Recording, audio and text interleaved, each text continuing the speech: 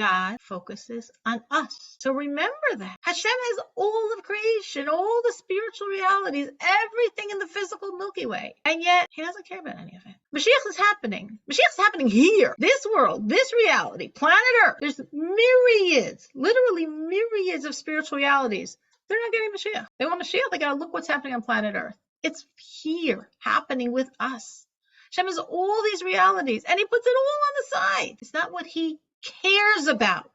Why? Because he wants to be with us. So what we're talking about is creating a constant awareness of God, a constant awareness of Hashem, by looking at the world and understanding that the world is like God's garment, meaning he's inside of it. Just as we would say a king. If I look at the king, well, I don't see his body. True. But inside his royal robes is him. And when I'm looking at the king, though I can't see him obviously. He's not naked there. I don't see him. I see the robes of, but I feel the sense of awe. I feel the sense of his presence, of his power. So the Rebbe says, that's what you should feel when you look at the world. When you look at the world, you're looking at the royal robes of the King of all kings, of God. And God is within those robes the same way the king is dressed in his royal garment. And imagine you're embracing that king. You're not thinking you're hugging his robes. You're hugging him. So if you're looking at the world, understand within the world, that's God. And if I could look at the world and feel a sense of awe, a sense of majesty, a sense of presence from the world, that's God. That's God inside his garments. So we discussed this at length last week. Anyone have any reflections? Anyone use this over the week or something came up that they remember this? It's always nice to know if there was transfer that you could share. Okay, that's fine. But again, that's always, always, always the idea. Now we're continuing. As I said, we're the third to the last little line next to the side note. So here the Rebbe laid out for us such a great road, so doable. The Rebbe's not telling us to memorize 10 Hasidic discourses. The Rebbe's not telling us to stand for hours in prayer. The Rebbe says, look at the world and recognize the world as the garments of God. And when you're in awe of a sunset, in awe of a mountain range, in awe of a snowflake, recognize those are the garments of God and transfer that to awe of God inside his garment. So it's so doable. So how can we not automatically transfer it? Because we have to habituate ourselves. As the Rebbe says, the main thing is the habit. Now, the Rebbe actually discusses this concept previously in Tanya, not connected to the idea of evoking a fear, but the idea of habituating ourselves to something that's not us, but we can make it us. The Alter Rebbe calls it Teva Sheni, which means literally second nature. And is really an amazingly powerful tool and very practical. It's sort of like saying, if there's something you don't like about yourself, change. We didn't say complain. We said change. Well, how do you change? The Alter Rebbe says, by habituating yourself to be different. You don't like it that you're impatient? Be patient. I'm impatient. That's fine. Act patient, and act patient, and act patient, and act patient. And it actually becomes you. Your nature changes by your habit. This is a very powerful tool. I have personally definitely used this, and I've definitely seen its strength. Anyone else here has done this? I mean, definitely we've learned this earlier in Tanya. This idea about changing your nature by habituating yourself to a different one. Anyone else remembers doing this for themselves? Hi, it's Lisa. I think this may be an example. I had mentioned in one of the classes how when I thought about the loss of my mother, it would make me just so sad and bereft in grief. And there was something that you said in the class, sort of like switch the channel. And instead of letting myself go down that rabbit hole, to switch the channel and think about something that made me laugh with her, something positive, something good, of which there was a plethora to draw from. And that helped me and continues to. So I don't know if that's exactly what you're talking about. What I would say is, yes, and I actually do remember that. What I would say is, if you could say, and I have done it so many times that now when the memory of my mother comes up, automatically my brain goes in that direction, then you've acquired second nature. And if you would say, every time it comes up, I still instinctively am drawn to the pain, but I channel it, control myself, and think of the joy, think of the joyous memories. I'm working on it. I'm working on acquiring, that's fine. Things that are very deep, take time. I'm working on acquiring a new nature. But Yes. the amazing gift that the Alter Rebbe is saying here, and thank you for your amazing, perfect example, is you can change. A lot of us sort of feel we're stuck. This is who I am. I might not like it. I'm impatient. I'm nervous. I'm edgy. I'm worried. I easily anger. Whatever, We feel, well, this is me. I don't think it's a good part of me, but this is me. And the Alter Rebbe is saying, has said to us earlier, at least remembers that discussion, you could change. It doesn't have to be you. So how do I change? By literally habituating myself to something else again and again and again. And then this new pattern actually becomes me. And sometimes it doesn't take months or years. And sometimes, of course, it does. So this is a concept the Alter Rebbe has developed in Tanya already twice before, I believe. And it's a very powerful concept, a very liberating concept, and a wonderful concept to think about in general in terms of applying it to your own life and to those parts of yourself you don't like. If you like everything about yourself, that's amazing. You must have already done a lot of work. And for the rest of us, change. Now the Rebbe is taking this concept and applying it to this issue of fearing God, which is very interesting. Because we wouldn't think of fearing God having anything to do with this. We think of like, you're saying this triggers me to think this way and I want to change to think that way. All of our laundry list of negative character traits. That's what we would think of as like my nature that needs to change. Rebbe says you can do this with your relationship to God. You could habituate yourself to fear God. Habituate a fear. Fear is a relationship, God, spiritual. What does this have to do with any nature? It's not, nothing of this is my nature. So the Rebbe explains, L'hargil da'aso umachshavto, tamid, to habituate his mind, his thoughts, always. Lios kavua b'libo umocho tamid, to make it fixed, permanent in his heart and in his mind. Asher kol ma sheroye be'einav, that everything his eyes see, Hashemayim, v'ha'aretz, umlaya, all the heavens, all the earth, everything in them, hakol heim levushim hachitzoinim shel hamelech hakadosh baruch hu. They're all the external garments of the ultimate King, of God. V'ayidei zeh. So through habituating yourself to this thought, yiskar tamid al pnimius sam b'chayusam. He'll always remember, he, me, I, you, will always remember what's really going on. I see the Rocky Mountains. I see the sunset. I see the ocean. I see the grass. I see the snow. This is the garments of God. These are the outer garments of God. And then I think about what's in those outer garments. What's the pnimius? What's the inner dimension? What's the inner vitality that's giving life to these garments? And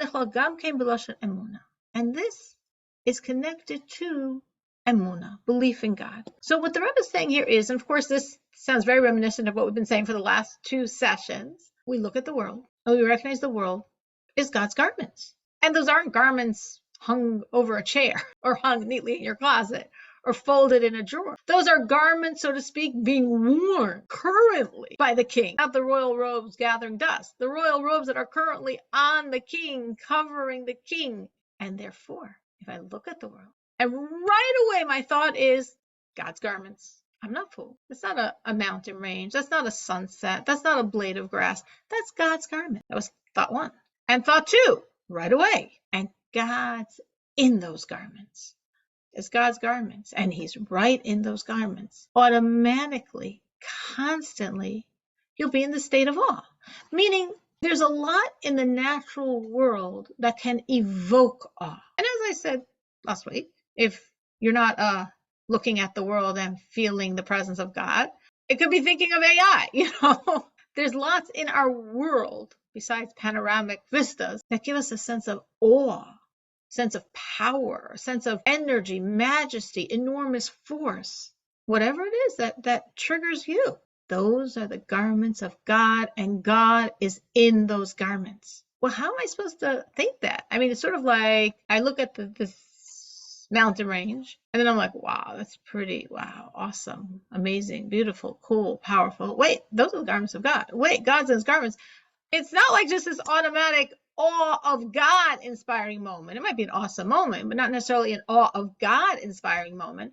The Rebbe says it's just tevasheni. Make a new nature. Habituate yourself. Accustom yourself to this thought. And I'm going to go back to what Lisa said, because what she's saying is exactly the point that I was making here. When you remember your mother, your brain goes into that pain. Realign your thinking. When you remember your mother, go into a beautiful memory. A beautiful memory of togetherness, a beautiful memory of joy, a beautiful memory of love and laughter and sharing. And you train your mind that when you're triggered and you think and you see a picture or something comes that reminds you of her, your mind goes in that direction of all the joy, all the shared moments, all the love. When you look at the world, you're training your mind by doing it again and again and again and again and again. When you look at the world, you think of God. This is God.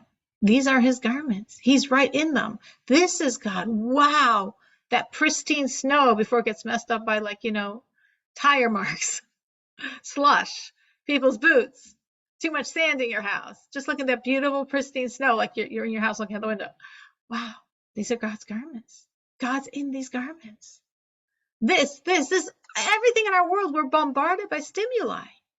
If we keep on training ourselves, God's garments, and he's right in them. God's garments, and he's right in them. God's garments, and he's right in them.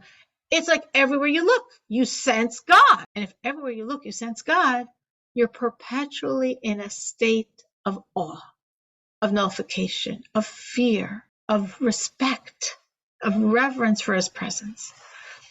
You could say, okay, it sounds doable, but it also sounds not so doable.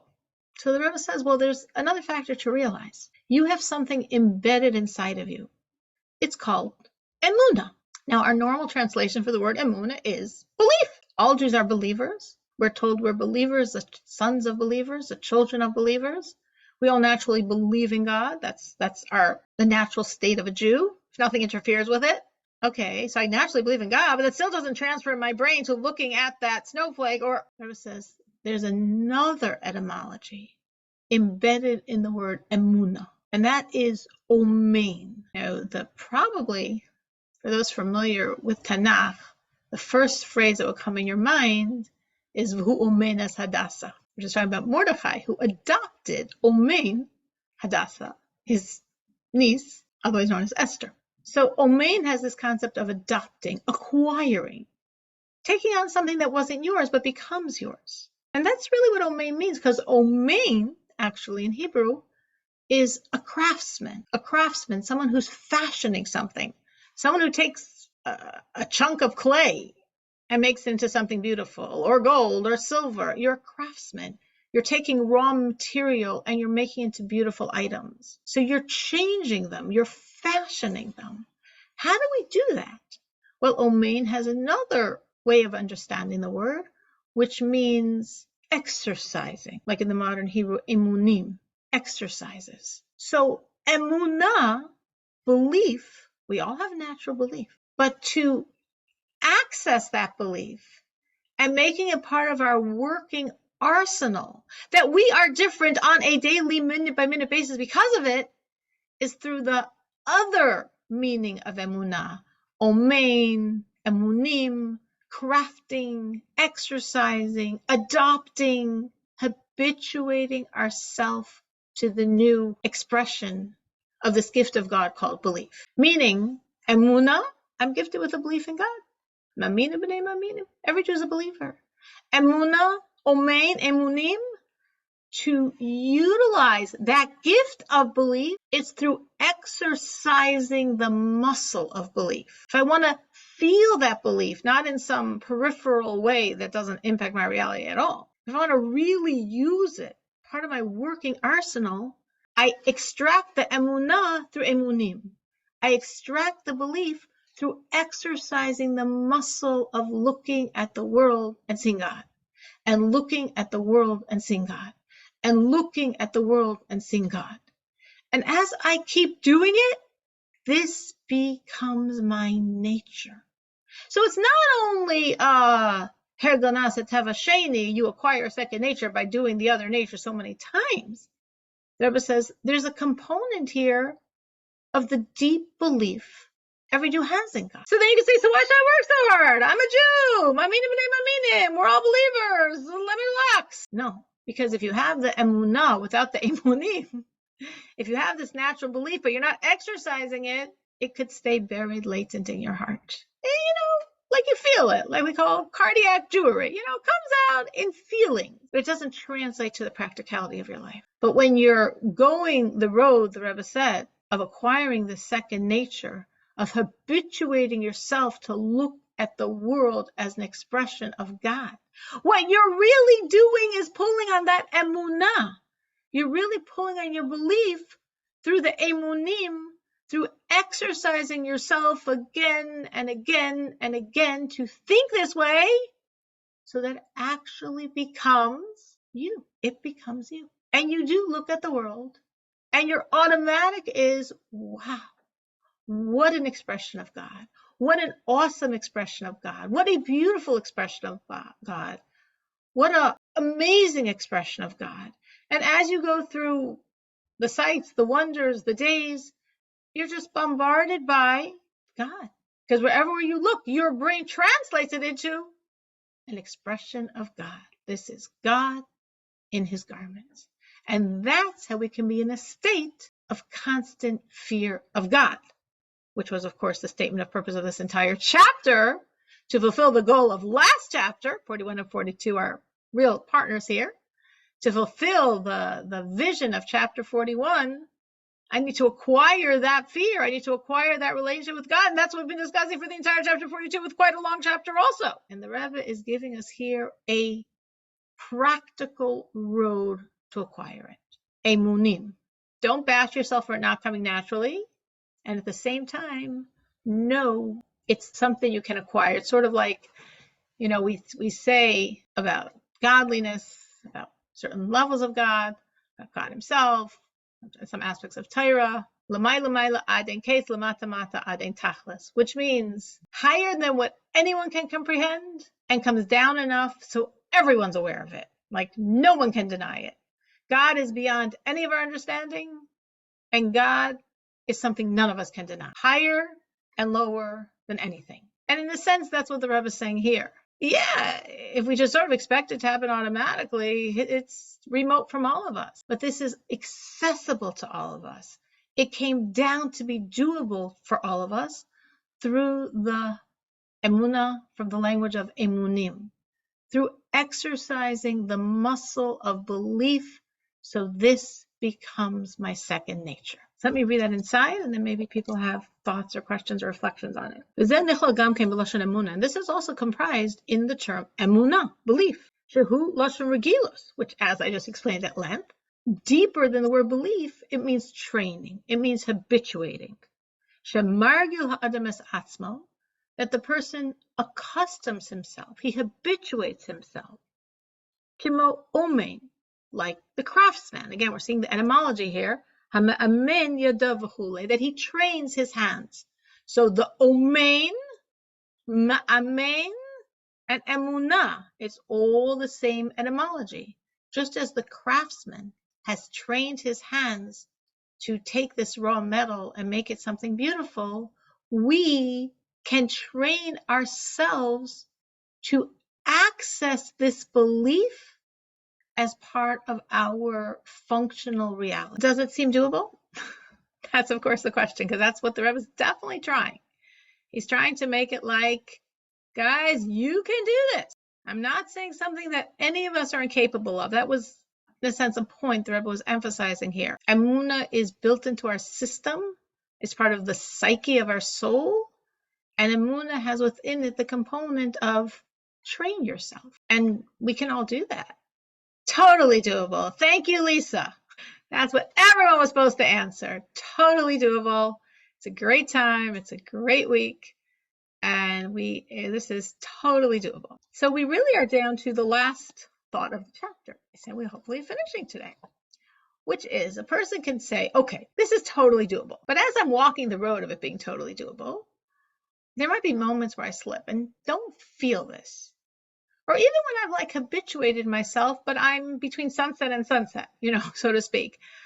I'm not at the moment noticing something that's giving me that sense of, wow, and these are the garments of God, and God is within those garments. It happens. It might happen every day. It might happen several moments of the day. But what about the stretches in between? What about the times when nothing in the world is triggering me to be in awe, which I automatically, because I trained myself and acquired a new nature, translate to mean awe of God who's in the garments of that awe-inspiring natural or technological experience? What do I do then? How do I always maintain this, even if maybe, like Lisa was saying about her rewiring her brain in terms of her mother, maybe I'm in the road. Maybe I'm walking the road, and when I get there, it will be constant for me. But I haven't gotten there yet. I'm working on it, which is great, which is all God ever asks of us. So all he asks us to work on it, and we're working. But that means there's stretches of time when we're not feeling it. But we spent a long time saying we really need to feel this. We really need this, that our service of God be intentional, be meaningful, not be, automatic pilot, remote control, whatever. We're not looking for a virtual reality service of God. We want real deal service of God. So how do I do that if I have not yet mastered this emotion, which is doable and which I will master, but I don't have it yet? So the Rebbe says there's another option. Not that the other option is in lieu of what we've been discussing this entire chapter. No, we want to feel fear. We want to feel fear, awe of God, reverence, nullification, submission. We want to feel it as a constant of our life. We really want, imagine an act you do every day to be meaningful. Imagine you're putting money in the charity box. You might do this myriads of times a day. Imagine doing it, To that team. feeling its power.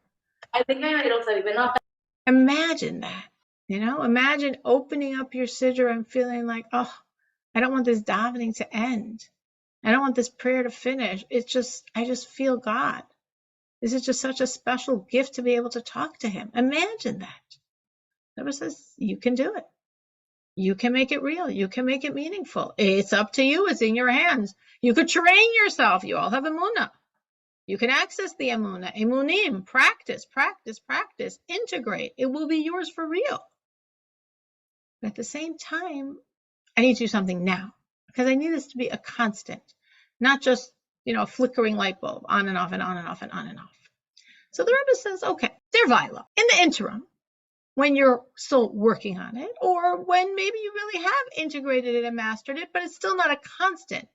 It still comes and goes based on what in the world you notice that inspires you, that makes you feel awe in God's presence, those garments, the him within the garments. What can you always have?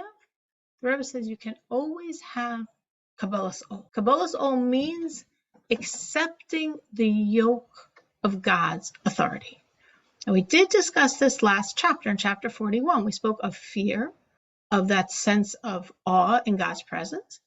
And we spoke of Kabbalah's ol. If you remember, it was actually a very long quote, very unusual for Tanya, how long that quote was from the Zohar, speaking about the ox who has to be yoked before he even begins to work for maximum productivity, which Alter Rebbe explained meant that we have to yoke ourselves.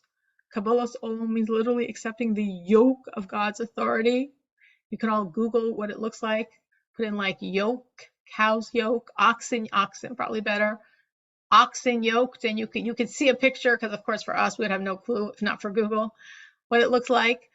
But that yoke, those straps, that wooden and leather, that apparatus, that's what we're talking about. Accepting like that the authority of God, feeling the yoke, feeling that yoke is on constantly. And with that constant yoke, I do have meaning to what I'm doing. It's not going to be as stellar as if I felt the fear, as if I felt the awe. It won't be. But it still makes my service intentful. It still gives meaning to my service. It's not just automatic. remote, routine. No, there's a sense of the yoke, a sense of my constant obligation to serve. That's the yoke of heaven. So the Rebbe says, we are now 4 lines from the bottom of page Samach Aleph. The Gam, and also, Lihiyos Lizikaron Tamid Lashon Chazal. We should always remember, because again, the whole point here is, well, this is great. Now there is a doable, plausible, meaningful road to acquire this emotion, but it will take a while. And even when I acquire it, it might come and go. But I need to always have this relationship with God. So the Rebbe says, well, there's something that could be a constant in your life. Remember the saying of our sages, always, Kabbalos ol malchus shamayim, accepting the yoke of heaven, the yoke of the sovereignty of heaven, shehu ke'ein tzom tasim alecha melech, which is like, as we say, accepting the yoke of the sovereignty of heaven is like accepting on yourself the king. Now, when you're accepting on yourself the king, that's not something you slip on and off of. It's not like, well, today I'm in the mood. Today I want a king. Today I want to be a subject. I want to be a servant. I want to pay my taxes and be a good citizen. I want a king. Maybe a few hours later I change my mind. No, that's not a king. A king is your king is your king. Som tasim alecha melech. Place on yourself a king that his fear should be on you, that you feel his presence, that he is the king no matter what mood you're in today. And similarly, the Rebbe says, that's like Kabbalas ol malchus shamayim, accepting that yoke, feeling the yoke. We could envision what this means. If we could try to envision it almost in like a somatic way, like thinking, what would it feel like to have this yoke on us? This yoke is a constant presence. It's something that no matter what I'm doing, I'm currently plowing or not, but I always feel the yoke. They're saying, that's it. That's your relationship to God. No matter what you're currently doing. You're paying bills. You're putting away your groceries. But the yoke is there because that's the yoke on you constantly. So that changes the meaning of what you're doing because you're always aware of the yoke. It's a yoke to us is a very, like, you could retranslate it as a very big responsibility towards doing right, because we believe in Hashem and his Torah and all the mitzvahs and everything. Yeah, that is what it means. But I think you're saying yoke has sort of a negative connotation. Yeah, like you think of this animal that's Yoked.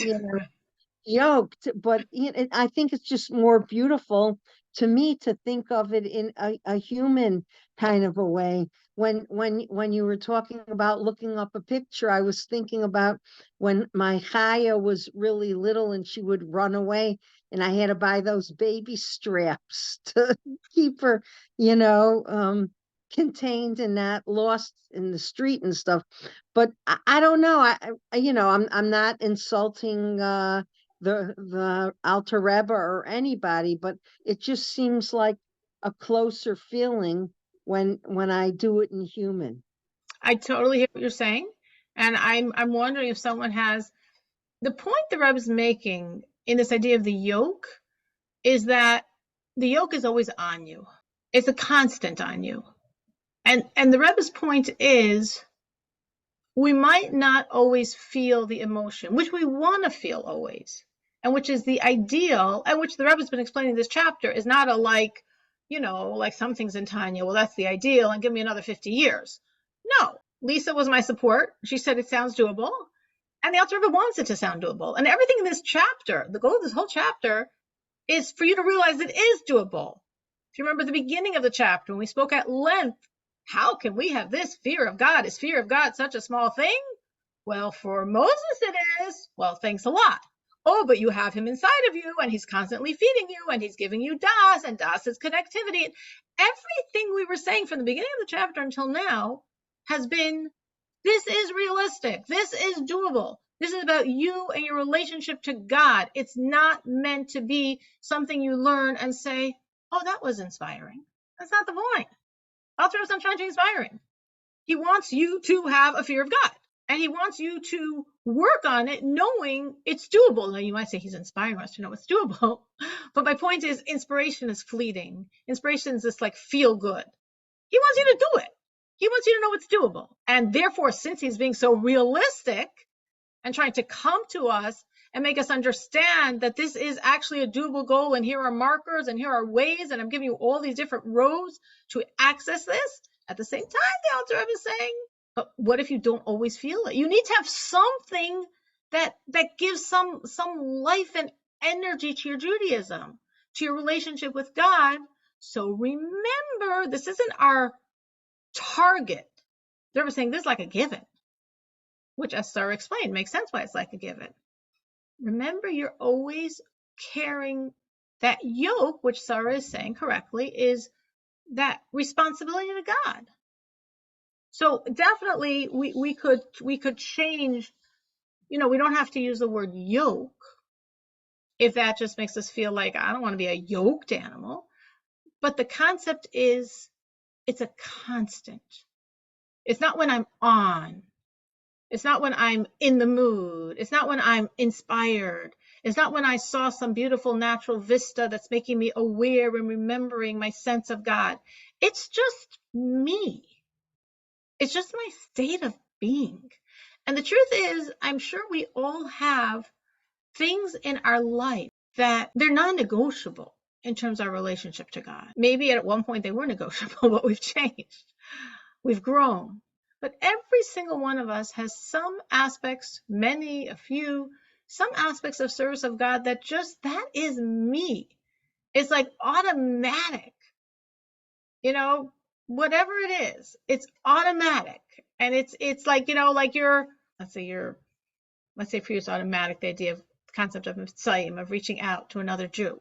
So here you are, you're going through a toll booth, and somebody's talking to you in the car, and you're trying to wait, you're looking at the directions, and you're looking for the exact change. And as you're doing all these things, you pull a card out of your pocketbook and say to the person, it's a person, not a drop machine, this shall bring you blessings. And you keep driving. That was like you. It's so you that no matter what else is happening, you just do it. And that's like Som Tosim Alecha Melech. This is a constant. This is such a constant of your life, your awareness of you as carrying the responsibility for being God's presence in this world. Carrying the responsibility that whatever happens in whatever situation you're in, you're a Jew. You're not like the rest of the world, though we might look similar. We're Jews. We're different. We're always yoked, or come up with a better word, to God. And that affects us when we're on and when we're off and when we're caring and when we're spaced out. We're always under this weight, this responsibility of being God's presence in this world. So I can definitely appreciate Sarah's point, and I don't know if anyone has a way to say it that's more palatable, but definitely that is the point the Alter Rebbe is trying to bring out. And we're pulled in many different directions, but at the same time, certain things we don't lose because it's just us. It's just a constant. It's just something we always feel as part of us, even when we're not really aware of what's going on.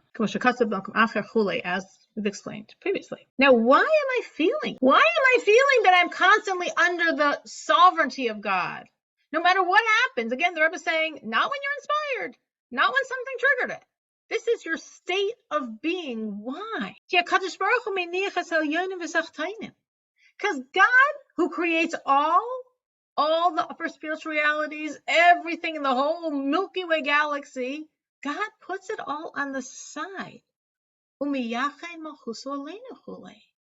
God focuses on us. This is the opening thoughts of chapter 41. 41 and 42 are one unit. So at the end of this long chapter 42, we're going back to the very beginning of the very long chapter 41 and saying it's like a complete circle. The beginnings and ends are wedged together.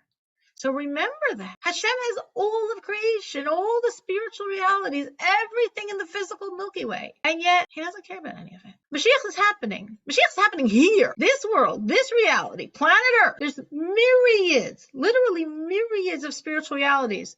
They're not getting Mashiach. They want Mashiach. They got to look what's happening on planet Earth. It's here, happening with us. Hashem has all these realities, and he puts it all on the side. It's not what he cares about. Why? Because he wants to be with us. He wants to be with us. In other words, going back to what Sarah said about the yoke, and doesn't feel so warm and loving. But if you think about it, it's coming from a real place of God's love for us.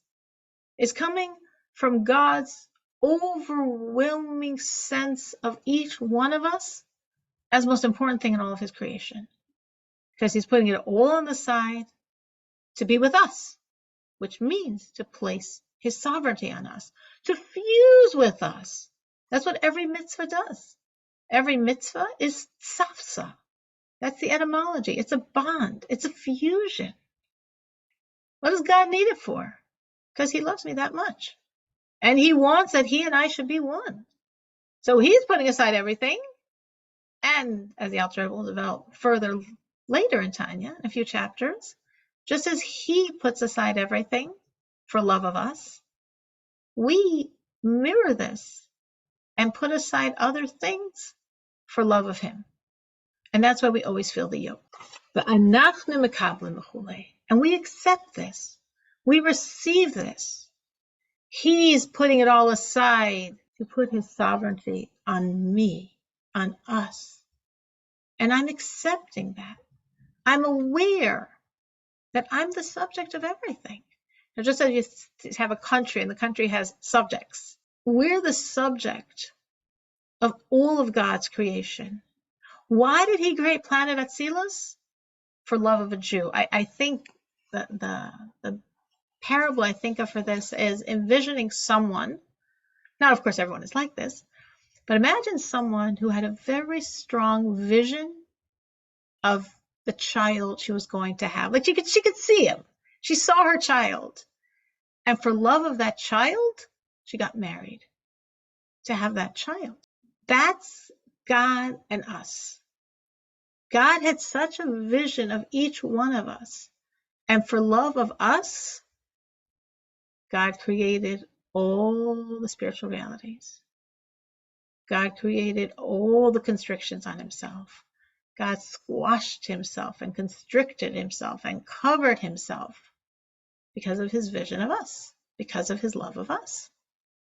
So at the end of all that work, when we actually have this physical reality, when we actually have Hashem saying, I couldn't care about anything else but you guys. That's what I did all this for. And he's saying, here's my sovereignty. And we say, yes, we receive it. We're taking it. You're giving it and we're taking it. And that's the yoke we feel as the constant of our life. And that's why the Rebbe is saying, even when you're not in the space of the emotion of awe, of fear, but you always can feel that yoke. Because that's sort of like just foundational to your relationship with God. And that's why the Rebbe says, we have two highlights of our morning prayers.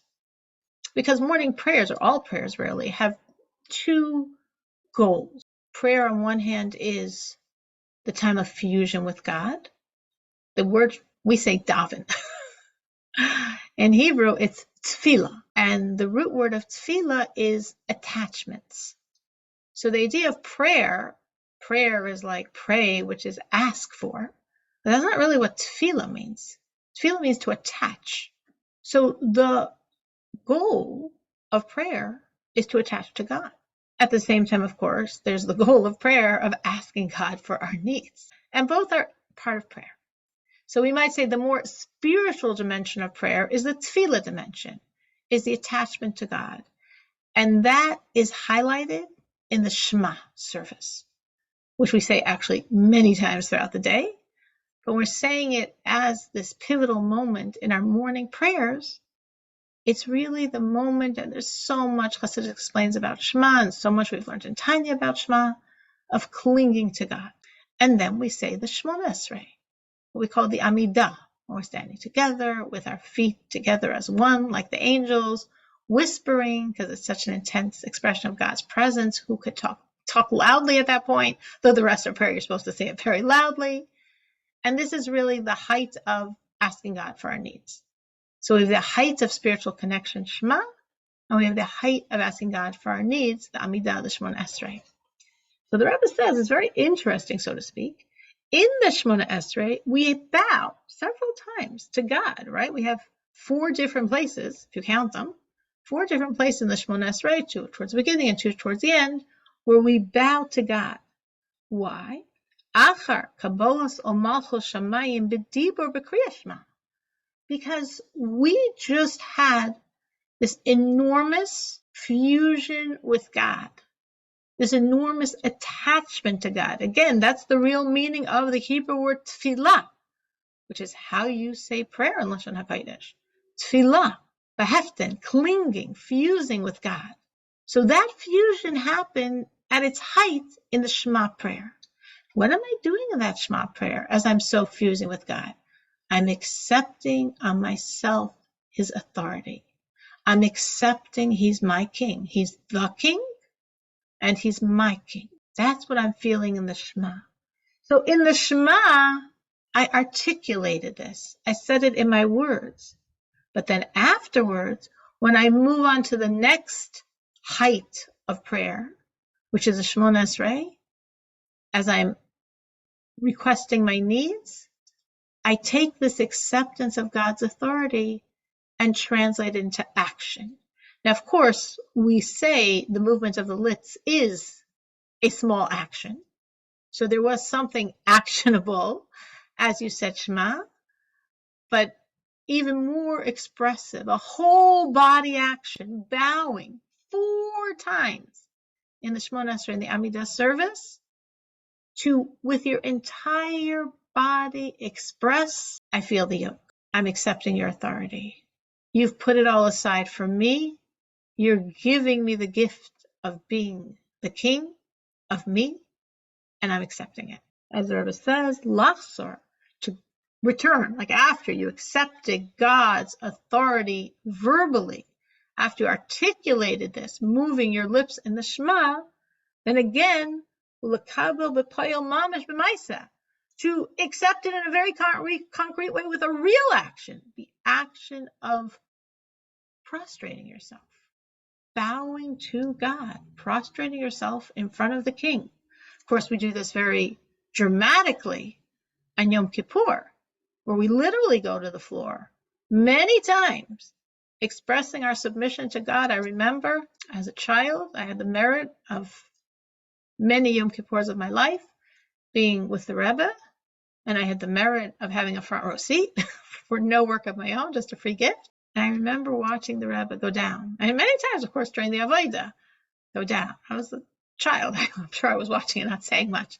Go down, go down, go down, all the way to the floor, again and again and again, watching our King totally prostrating to the ultimate King, to God. So that's Yom Kippur. But in a daily way, that's what we're doing every time in Shemona Esrei when we bow. As is explained in another place. So the Rebbe concluded, yes, we did it. We concluded the chapter.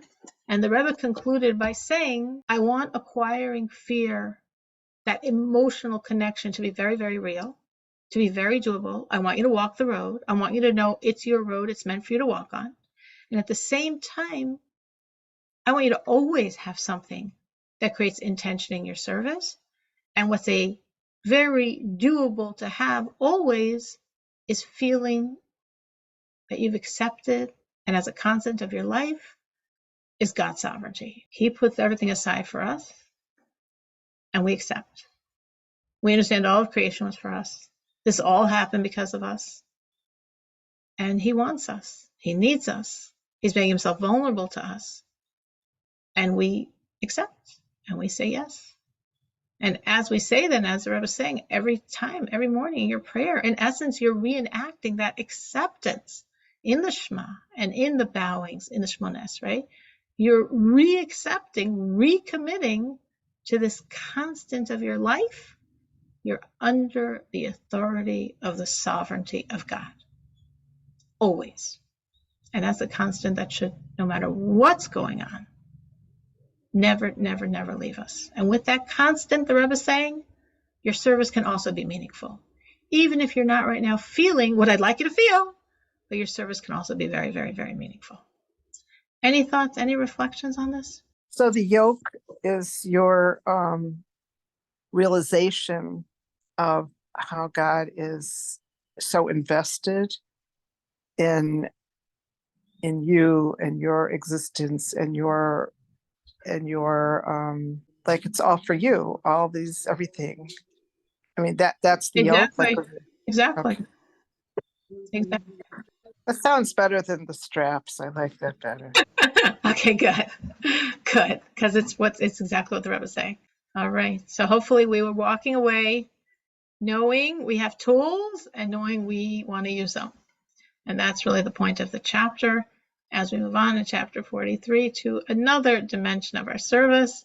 This is really a very strongly practical message for us, both the acquiring of fear and the awareness of that commitment, of the relationship we have with God. That's just the constant of our life. And I think we can all sort of relate to this idea, because it's like you're serving God no matter what. When you're in the mood, when you're not in the mood, when you're inspired, when you're drained, when you're busy, when you're bored, when you ate the wrong food, so you're feeling a little fuzzy, whatever's going on. It's just my life. It's just me and my relationship with God, and nothing can shake that, can take that away, can shift that. That's acceptance of the yoke. That's what the Rebbe is talking about.